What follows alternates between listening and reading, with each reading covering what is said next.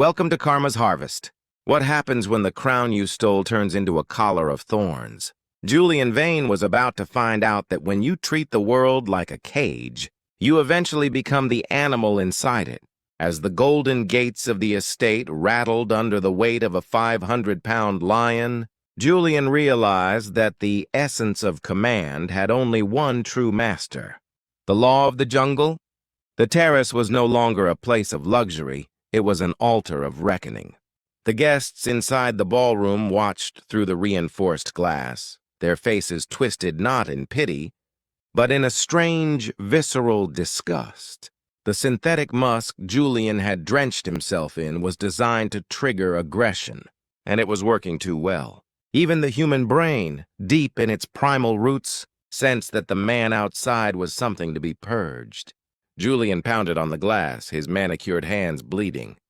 But the guests, people he had called friends just an hour ago, simply pulled the curtains. They didn't see a billionaire in trouble. They saw a threat they didn't understand. Outside, the first of the park's security teams arrived, but they were paralyzed. Their own German shepherds, usually disciplined and calm, were snapping at their leashes, foaming at the mouth as they lunged toward Julian. The chemical signal he emitted was so potent, it had turned every loyal animal into a frenzied attacker. "Stay back!" the head ranger shouted. "We can't get to him without the dogs tearing him apart." "What is that smell?" In the shadows of the garden, Elena watched. She wasn't hiding, she was standing perfectly still, holding a small silver vial, the premium neutralizer Julian had sold her for an extra $1,000. Claiming it was the only way to switch off the power of the perfume. She had kept it as a bitter souvenir of her own naivety. Now, as Julian caught sight of her, he fell to his knees. "Elena, please!" he gasped, the roar of a tiger, echoing just yards away in the darkness. "The vial! Throw me the vial! It's the only way they'll stop! I'll give you everything back, 10 times over!" Elena looked at the vial, then at the man who had mocked her pain. She knew the truth that Julian didn't think she knew. She had gone to a private chemist a week ago to analyze the neutralizer. The chemist had told her it was nothing but plain distilled water with a hint of lemon, another scam built on top of a scam. Julian had never created a cure, because he never thought he'd be the one poisoned. "Julian," Elena called out, her voice calm and clear above the chaos. "You told me the fault wasn't in the bottle, but in me.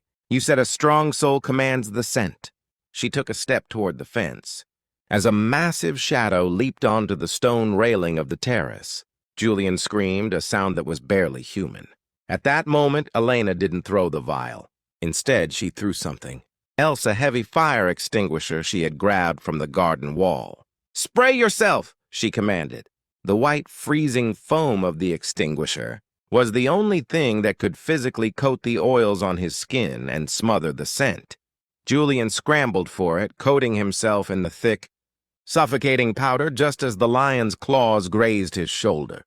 The sudden change in chemistry, the cold chemical blast of the CO2 briefly confused the animal's senses, giving the rangers enough time to fire their tranquilizer darts. Julian survived, but the harvest was far from over. The fire extinguisher had saved his life, but it couldn't save his reputation. The premium neutralizer vial Elena held up to the police and the press. The next morning became the smoking gun. When the essence of command was officially analyzed by the authorities, the secret ingredient was revealed to the world. A banned wildlife lure that had been illegally sourced. By the time Julian was released from the hospital, his empire was a wasteland. Every bottle of his perfume was seized as evidence. The strong soul he boasted about was revealed to be a hollow shell of greed.